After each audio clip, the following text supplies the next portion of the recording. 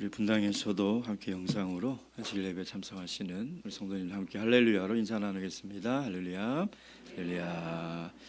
한 주간 평안하셨습니까? 최근에 독감 환자가 많이 늘어나고 있답니다. 건강과 감기에 유의해 주시기 바랍니다. 우리 옆에 계신 성도님들 얼굴 마주 보시고 인사 나누겠습니다. 주 안에서 강건하세요. 예수님의 이름으로 하나님 말씀 증거하도록 하겠습니다. 성경 말씀 사도행전 22장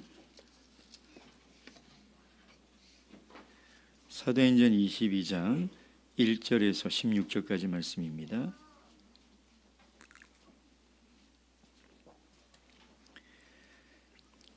(22장) 1절에서 16절까지 말씀, 오늘 우리에게 주신 이 귀한 계시의 말씀을 통하여 우리를 향하신 하나님의 뜻을 깨달을 수 있도록 함께 이 말씀 교독하도록 하겠습니다. 1절, 부형들아, 내가 지금 너희 앞에서 변명하는 말을 들으라 하더라.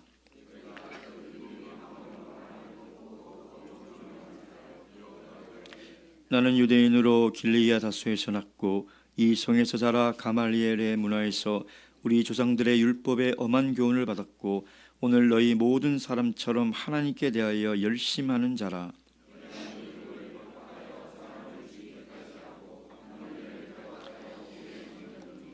이에 대제사장과 모든 장로들이 내 증인이라. 또 내가 저희에게서 다메섹 형제들에게 가는 공문을 받아가지고 거기 있는 자들도 결박하여 예루살렘으로 끌어다가 형벌받게 하려고 가더니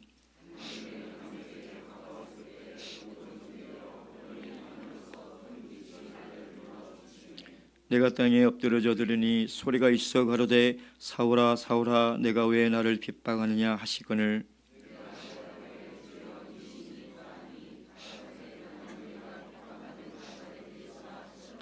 나와 함께 있는 사람들이 빛은 보면서도 나더러 말하시는 이의 소리는 듣지 못하더라.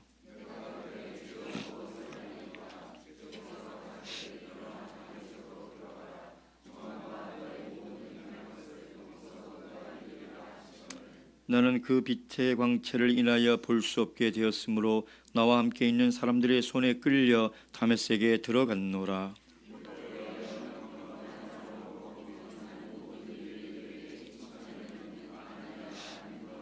내게 와 곁에 서서 말하되 형제 사울아 다시 보라 하거늘 즉시 그를 쳐다보았노라.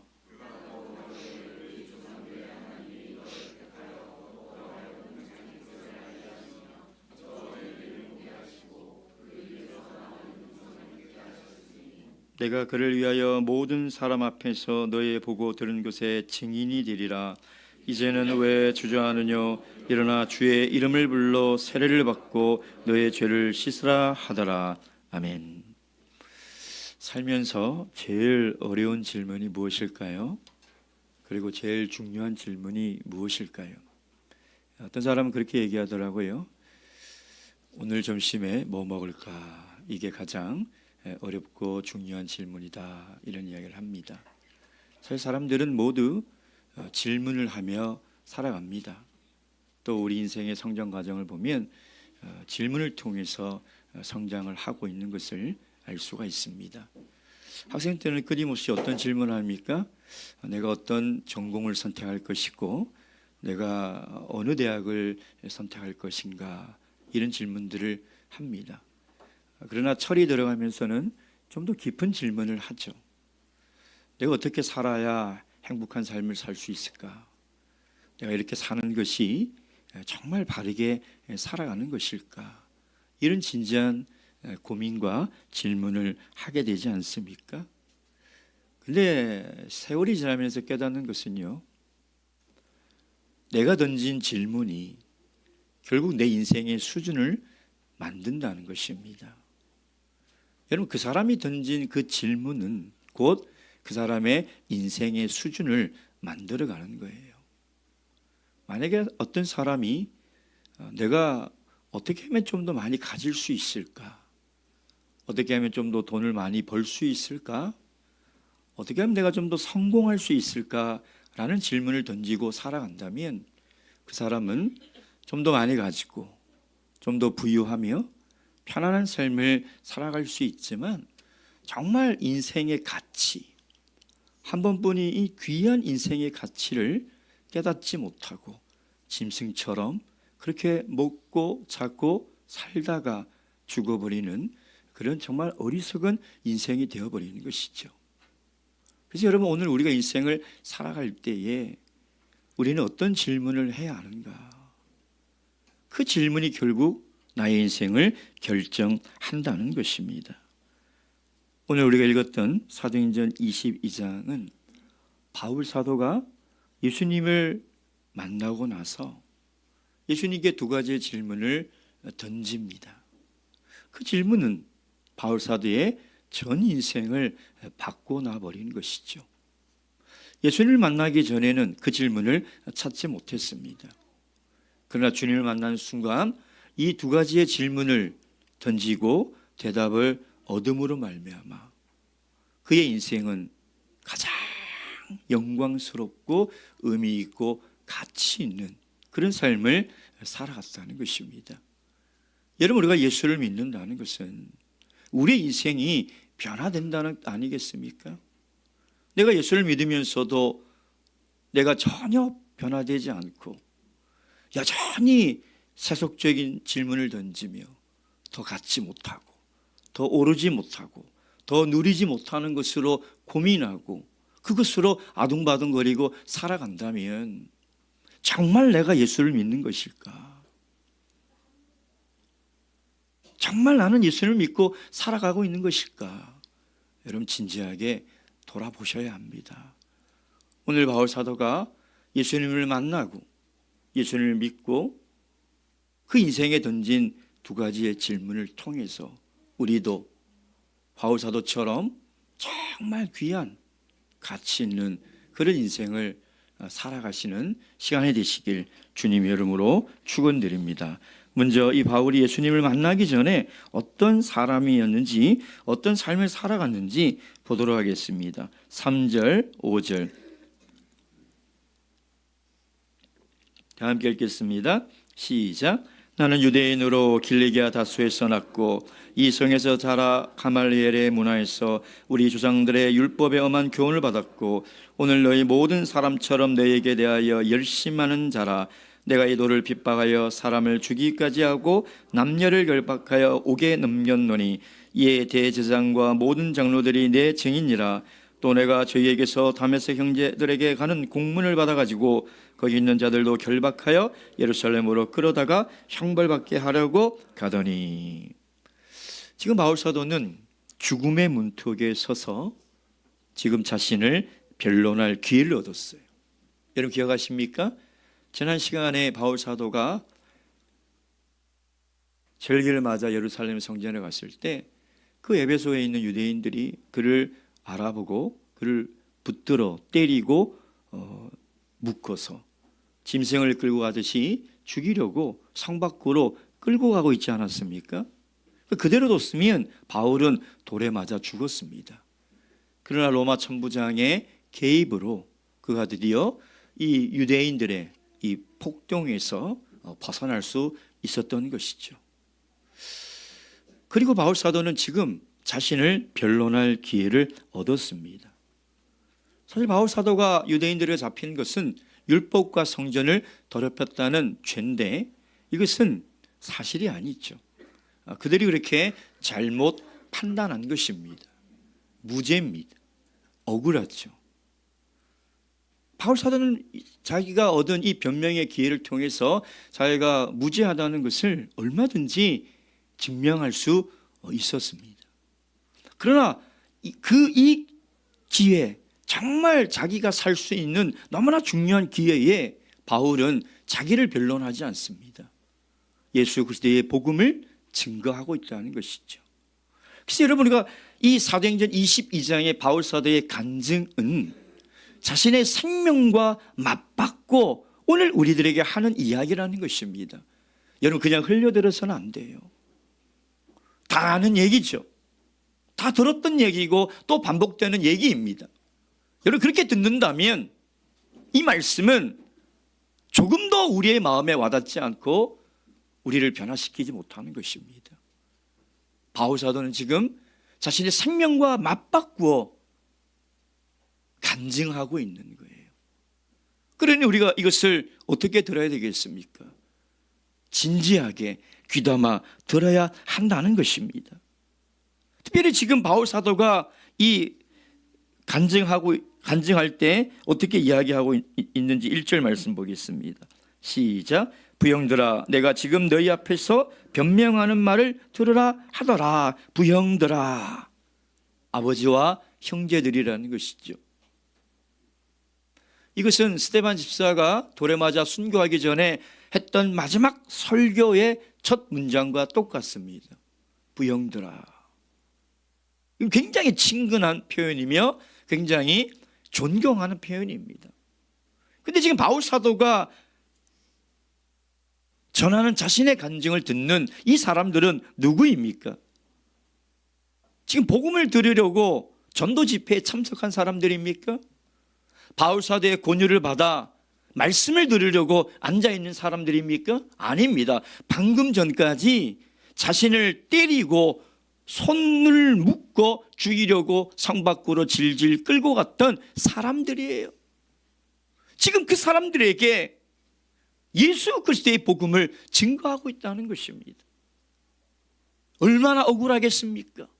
사실이 아닌 일로 맞고 묶여서 죽을 뻔했는데 그 기회조차도 자신의 유익으로 삼지 않고 그들의 영혼을 위해서 복음을 증거하는 것, 이것이 바로 악을 선으로 갚는 그리스도인의 가장 좋은 표본이라는 거예요. 여러분, 우리는 복음을 대적자에게도 전할 수 있어야 돼요. 나를 미워하고 죽이고 싫어하는 사람들에게도 우리는 복음을 전할 수 있어야 돼요. 어떤 분은 그래요. 야, 저 북한은 우리를 힘들게 하는 사람들이고 일본 사람들은 우리를 침략했던 사람들인데 왜 저들에게 복음을 전해야 하는가? 그 사람은 복음이 뭔지를 모르는 거예요. 그 사람은 복음을 잘못 알고 있는 거예요. 복음에는 차별이 없고 편견이 없는 거예요. 그래서 예수님은 그 죄인 같은 사람들에게도, 사마리아인에게도, 이방인들에게도 복음을 전한 거예요. 바울 사도는 오늘 자기를 죽이려고 했던, 대적했던 사람들에게 지금 복음을 전하고 있는 것이죠. 그러면서 뭐라고 얘기합니까? 부형들아, 내가 지금 너희 앞에서 변명하는 말을 들어라. 이 변명이라는 원문은 고발을 당한 피고인이 자신의 무죄를 증명할 때 쓰는 단어인데, 지금 바울은 자기가 지금부터 증거하는 이 복음의 정당성, 이것이 얼마나 사실인지를 이제부터 자기가 말하겠다라는 것이죠. 그러면서 3절에 자기가 어디서 났고 자기가 어디서 배웠고 자기가 어떤 사람이었는지를 쭉 이야기하는데 3절에 그런 말이 있습니다. 너희 모든 사람처럼 하나님께 대하여 열심하는 자라. 무슨 얘기입니까? 나도 너희들처럼 하나님께 너무 열심이어서 예수 믿는 사람들을 잡아 죽였다는 거예요. 나도 너희들과 똑같은 삶을 살았다는 것입니다. 나도 여러분들의 마음을 이해한다는 것입니다. 나도 예수를 믿기 전에는 유대계와 율법에 열심이었고 누구보다도 예수 믿는 사람들을 증오하며 그들을 핍박하고 그들을 잡아 죽였던 사람이라는 거예요. 빌립보서 3장 6절 말씀 보겠습니다. 빌립보서 3장 6절 말씀.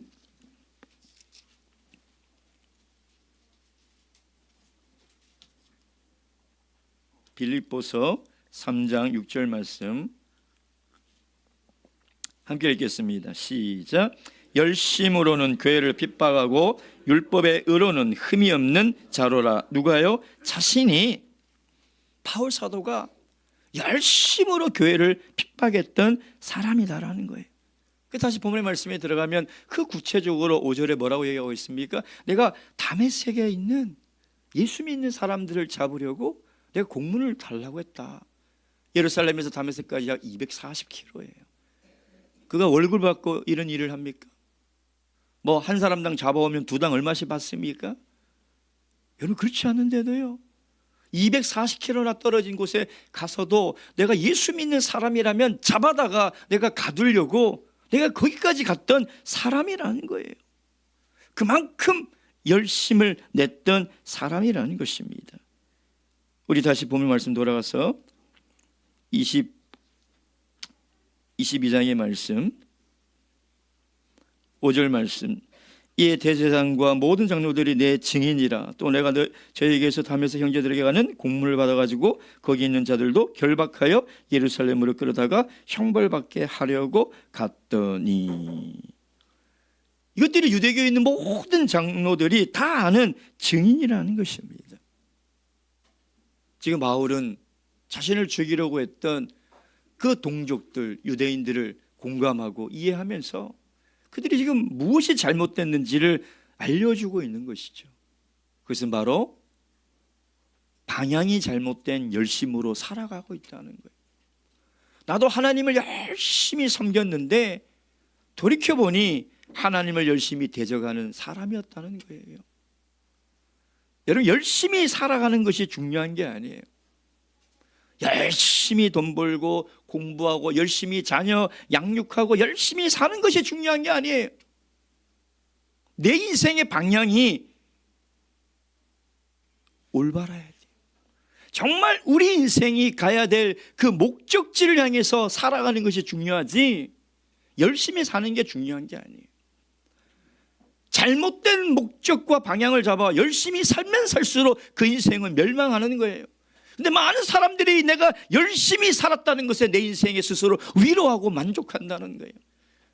열심히 산다고 구원을 얻는 것이 아니에요. 열심히 신앙생활한다고 신앙이 좋은 게 아니에요.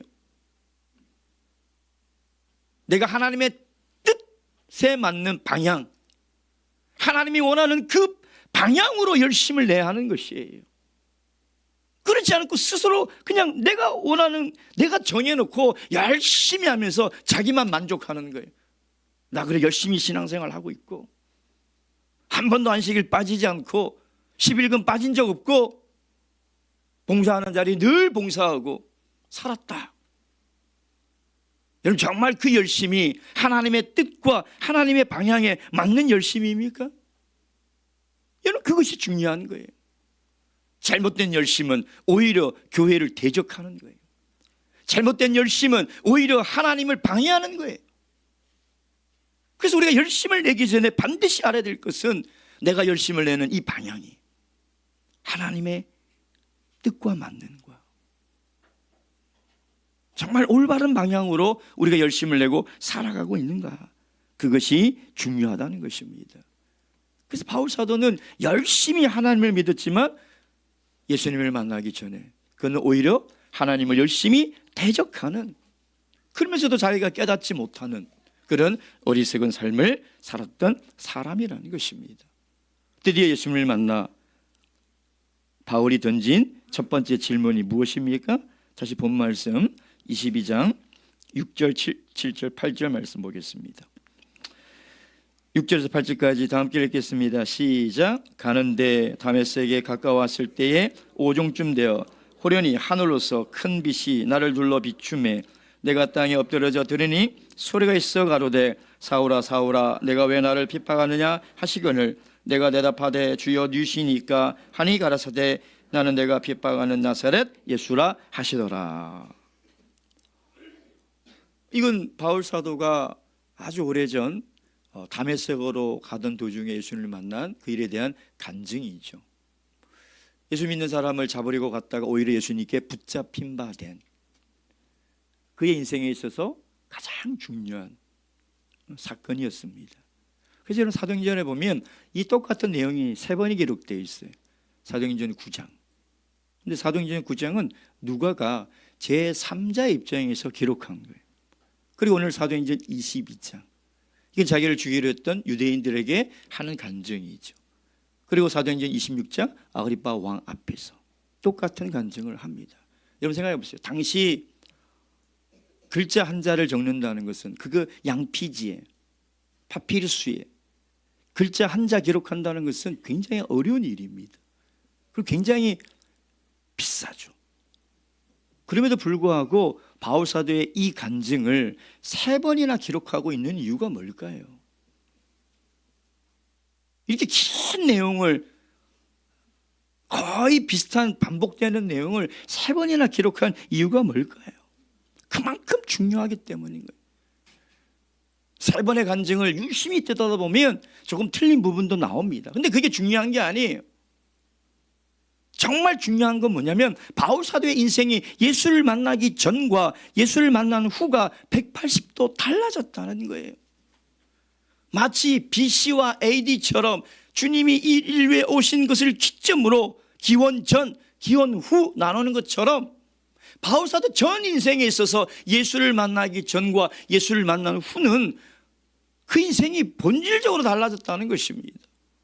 여러분의 인생은 어떻습니까?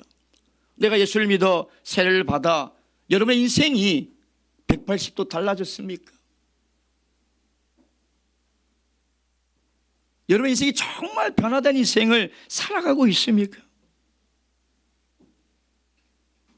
바울 사도는 예수를 만나고 첫 번째 던진 그 질문이 뭐냐? 8절, 내가 대답하되 주여 니시니까. 주님 누구시냐는 것이죠.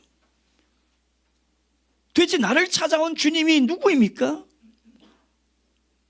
지금 나에게 오셔서 말씀하시는 주님이 누굽니까? 라고 물어보고 있는 거예요. 여러분, 이 질문이 바울사도의 인생을 바꿔놓은 거예요. 여러분, 우리도 끊임없이 이 질문을 던져야 돼요. 예수님이 누구신가? 예수님이 누구신가? 여러분, 예수님이 누구신가는 신앙의 출발점이에요. 신앙은 뭘 하는 게 아니에요. 많은 사람들이 착각을 해요. 뭘 열심히 하면 신앙생활 잘하고 있다고 생각해요. 여러분, 속지 마세요. 신앙은 절대 뭘 하는 게 아니에요. 기독교의 신앙은 뭘 하는 게 아니에요. 존재가 변화되는 거예요. 내가 변화되는 것이 기독교 신앙의 핵심이에요. 여러분, 일을 많이 한다고 하나님이 기뻐하실까요? 착각하지 마세요. 헌신을 한다고 하나님이 기뻐하실까요? 오해하지 마세요. 내가 변화되지 않은 채 드리는 기도, 내가 변화되지 않은 채 하는 헌신과 봉사는 하나님께서 받지 않으십니다. 받지 않아요. 하나님이 원하는 것은 우리의 금전도 아니고 우리의 시간과 우리의 열정과 우리의 헌신이 아니에요. 우리예요. 우리, 나를 받고 싶은 거예요. 근데 내가 변화되지 않고 여전히 썩어 문드러지는 세속의 욕망을 숨기고 기도를 한들, 예배를 드린들, 봉사를 한들 그게 하나님 앞에 아름다운 향기로 흠향이 되겠냐 이 말이에요. 내가 변화되지 않고는 소용이 없는 거예요. 신앙의 출발점은 내가 뭘 열심히 하는 게 아니에요. 내가 변화되는 거예요. 내가 바뀌어가는 거예요. 내가 변화되기 위해서는 예수님이 누구인지를 바르게 알아야 된다는 거예요. 여러분, 예수님을 바르게 알지 못하면요, 어느 날 태풍이 불고 비바람이 치면 그 신앙의 뿌리가 송두리째 흔들려서 날아가 버려요. 그런 사람들의 특징이 뭐냐면 예수가 누구인지 깊이 알아가는 시간은 소홀히 하고 그냥 열심히 일만 해요. 그걸로 보상을 받는다니까요. 그걸로 자기를 위로해요. 이렇게 하면 천국 가겠지. 이렇게 하면 하나님께서 상급을 주시겠지. 제가 얘기했잖아요. 그 길이 훨씬 쉽다고요. 예수를 바르게 알아가 나를 변화되는 것보다 열심히 교회에 나오고 일하는 게 훨씬 쉬워요. 제가 해보니까 그래요. 그게 훨씬 쉬워요. 내가 변화되는 건 너무나 어려운 거예요. 내가 변화되기 위해서는 반드시 예수님이 누군지를 알아야 된다. 예수님이 모르고 신앙생활하니 기도하다가 낙심하고 원망하고 봉사하다가 상처받고 떠나고 왜 그런 일이 일어날까요? 예수님이 누군지를 모르기 때문인 것이죠. 여러분, 우리 금요일마다 마태복음 강의 설교하면서 예수님이 제자들에게 끊임없이 가르치는 게 뭐예요? 예수님이 누구냐는 거예요. 예수님이 누구냐? 예수님이 누구냐를 바르게 알아야 돼요. 예수님이 누구냐를 깊이 알아야 된다. 예수님이 누군지를 얇게 아는 수준은 우리 아동부 정도 얘기했죠. 예수님이 누구야? 하나님이고, 예수님이 누구야? 구원자고, 예수님이 나를 사랑하시고. 그건 아동부들이 아는 거예요. 정말 예수님이 누군지를 깊이 깨달아야 되는 거예요. 그 깨닫는 깊이만큼 내 신앙이 견고해져 가는 거예요. 그 예수를 알아가는 깊이만큼 내 신앙의 뿌리가 깊이 박혀 들어가는 거예요. 예수님이 누군지 여러분 날마다 물어봐야 돼요. 주님, 오늘도 나의 예배를 받으시는 주님은 도대체 어떤 분이십니까? 오늘도 여전히 나를 사랑하시는 주님은 누구십니까? 여러분 정말 주님을 알아가야 돼요. 주님을 아는 것은 곧 영생을 얻는 것이라고 이야기하고 있지 않습니까? 요한복음 17장 3절. 요한복음 17장 3절.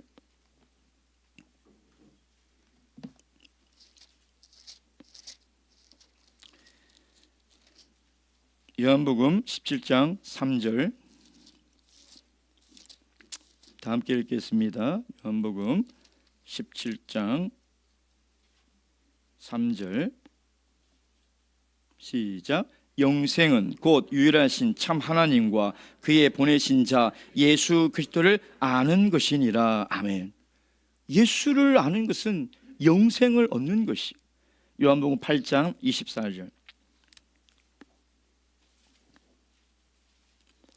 요한복음 8장 24절. 다 함께 읽겠습니다. 시작. 이러므로 내가 너희에게 말하기를 너희가 너희 죄 가운데서 죽으리라 하였노라. 너희가 만일 내가 그인 줄 믿지 아니하면 저희 죄 가운데서 죽으리라. 예수님을 바로 아는 것은요, 선택의 사항이 아니에요. 예수를 바로 모르면 죄 가운데서 죽을 수밖에 없는 거예요. 예수를 모르고는 영생을 얻을 수 없는 거예요. 여러분 예수를 깊이 알아가야 돼요. 바닷가에 포구에 가면 배들이 이렇게 묶여져 있지 않습니까? 바람이 좀 세게 불고 파도가 높이 칠 때 그 배들을 봅니다. 놀라운 것은 떠내려가지 않아요.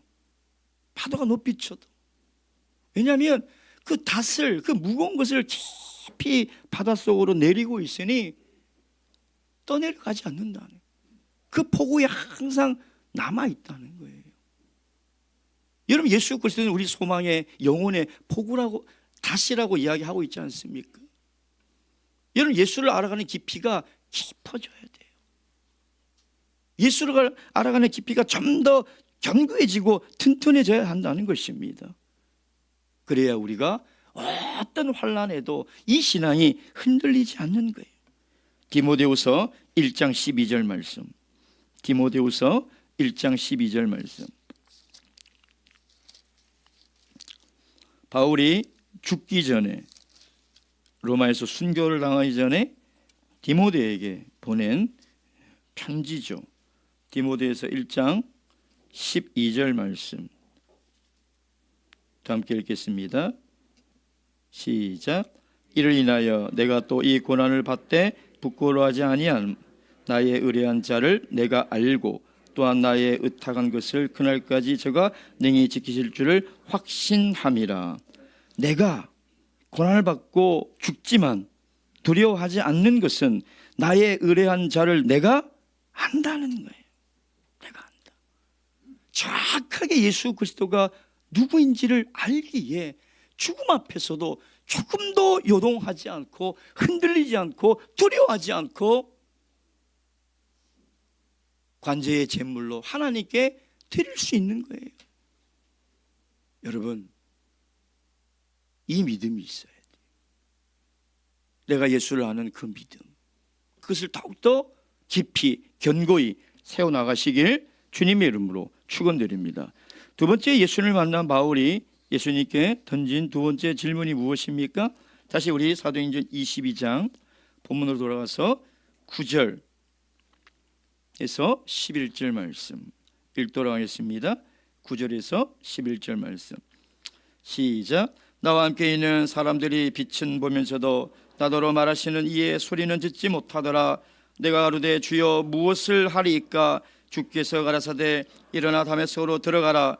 정한 바 너의 모든 행할 것을 거기서 누가 이르리라 하시거늘 나는 그 빛의 광채를 인하여 볼 수 없게 되었으므로 나와 함께 있는 사람들의 손에 끌려 다메섹에 들어갔노라. 바울이 앞을 볼 수가 없었어요. 그 빛이 비치는데 앞을 볼 수 없는 거죠. 이 참 이상한 현상이죠. 빛이 없으면 앞을 못 볼 수 있죠. 근데 빛이 있는데 앞을 못 본다는 거예요. 앞을 못 보니까 얼마나 고통스럽겠습니까? 근데 앞을 못 보는데 주님의 음성이 들리기 시작하는 거예요. 다른 사람은 못 들었어요. 근데 바울에게 들리기 시작하는 거예요. 여러분, 세상의 귀를 쫑긋거리고 있고 세상의 귀를 크게 열고 있는 사람에게는 하나님의 음성이 안 들립니다. 들리지가 않아요. 우리 내면의 욕망과 욕심이 끊임없이 아우성치는 사람들은 하나님이 아무리 말씀하셔도 들을 수가 없는 거예요. 제가 가끔 어떤 성도님들과 얘기하다 보면 정말 세상 돌아가는 정치, 경제, 예술, 문화 너무 놀라울 정도로 해박해요. 새로 나온 제품에 대한 사양, 가격 줄줄줄 깨고 있어요. 얼마나 검색을 해봤을까? 얼마나 관심을 가지고 찾아봤을까? 그런 생각이 들면서 저 사람은 하나님의 음성을 듣고 있을까? 그런 걱정이 드는 거예요. 여러분, 우리가 온통 세상에 눈을 크게 뜨고 귀를 크게 열고 세상을 보고 세상 소리를 들으면 하나님의 음성을 들을 수가 없어요. 그래서 하나님은 바울의 눈을 멀게 하신 거예요. 바울은 앞을 보지 못하게 한 거예요. 앞을 보지 못하니 이제 세상에 대해 볼 수도 없고 듣지도 못하면서 하나님의 음성이 들리기 시작한 거예요. 그러면서 바울이 10절에 예수님께 물어봅니다. 내가 가로되 주여 무엇을 하리이까? 예수님이 누구인지를 깨닫는 사람은 반드시 이 다음 질문까지 나아가요. 예수님이 누군지 알고 그를 통해서 구원을 얻는 것에 만족하는 사람은 그건 잘못된 신앙이에요. 왜 예수님이 우리를 불러서 구원하셨는지를 모르는 사람이에요. 예수 믿고 천국 가는 건 맞죠? 그게 틀렸다는 게 아니에요. 근데 그 이유만으로만 우리를 죄에서 불러주셨냐 이 말이에요. 그 일을만 하려고 주님께서 우리를 위하여 대속하여 죽으시고 우리를 살리셨나 이 말이에요. 그게 아니죠. 우리를 통하여 하나님이 하실 일을 이 땅에 할 수 있도록 우리를 불러주셨다는 거예요. 그래서 예수님을 믿고 예수님을 만난 사람은 반드시 주님께 이걸 물어봐야 돼요. 주님, 제가 이제 어떻게 살아가야 됩니까? 주님, 제가 이제 무엇을 하며 살아가야 됩니까? 이 질문까지 가야 된다는 거예요. 머리에 아는 지식은 절대 사람을 변화시키지 못해요. 예수님이 누군지 깨달았다면 이제 행동과 실천이 이어져야 한다는 거예요. 여러분, 사도행전 19장에 보면 바울 사도가 3차 전도여행 때 에베소 지역에서 기적을 일으키지 않습니까? 그게 뭐예요? 복음을 전했더니 거기에 그 우상을 만드는 사람들이 다 회개하고 자기가 가지고 있는 그 마술체 그걸 다 불에 태우지 않습니까? 그게 지금 돈으로 환산하면 수십억이죠. 수십억의 그 책을 다 불태워버린다는 거예요. 이게 예수를 믿는 사람의 모습이라는 거예요. 내가 예수를 믿으면서도 그 우상을 제하지 못하고 예수를 믿으면서도 그 돈에 대한 욕심을 벗어버리지 못하는 사람은 예수를 잘못 알고 있거나 예수를 알고도 비양심적으로 변화되려 하지 않는 사람이라는 거예요. 예수를 만나고 예수를 바르게 하는 사람은 다 변화될 수밖에 없다는 것입니다. 제가 이번에 아르헨티나 가서 어떤 성도님을 만났는데 그 성도님이 우리 교회를 세례 받고 다니지 꽤 오래됐어요. 그런데도 그 가정에 끊임없이 어쨌든 뭐 안 좋은 일이나 사건들이 계속 일어나는 거예요. 그래서 제가 가기 전에 한 달 전에 이제 그 교회 집사님이 그 집을 딱 방문했는데 그 집에 뭐가 있냐면 우상이 있는 거예요. 다시 얘기하면 복음을 듣고 예수를 믿으면서도 그 우상을 제거하지 못하고 있었던 거예요. 제가 아마 그 간증하면서 조금 말씀을 드렸을 거예요. 그 눈에 보이는 우상은 사실 제거하는 게 쉬워요. 그 눈에 보이는 우상 뜯어내고 부셔버리고 하는 것은 뭐 한 3-4시간이면 하는 일이라는 거예요.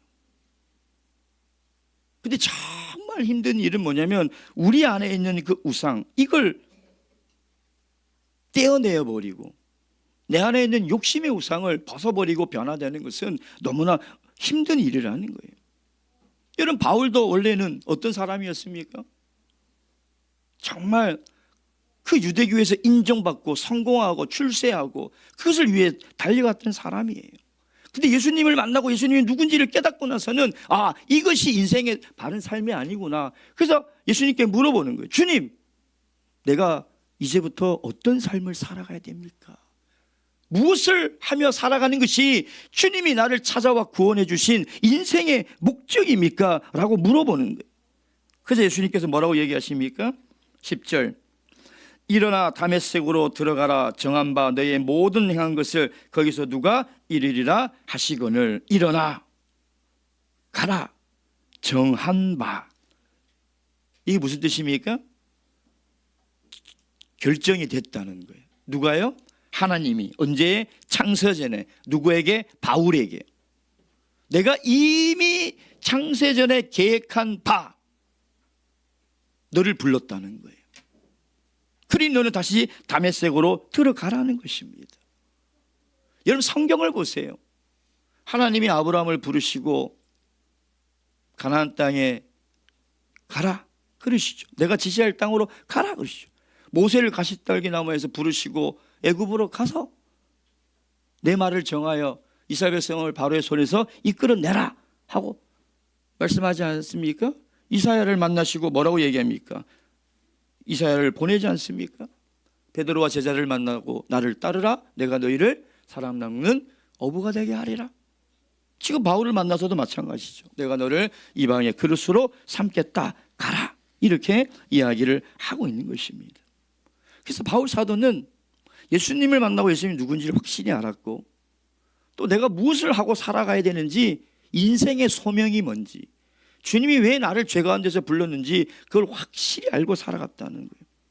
그래서 그가 40에 한 번 가만매를 맞고 강대의 위험과 기근의 위험과 수많은 죽을 고비를 넘겼어도 그 소명을 포기하지 않고 다시 뒤돌아가지 않고 끝까지 표대를 향해 달려갈 수 있었던 건 뭐냐면 주님이 내가 살아가야 될 인생의 방향과 목적지를 창세부터 전하셨다는 걸 믿었기 때문이라는 거예요.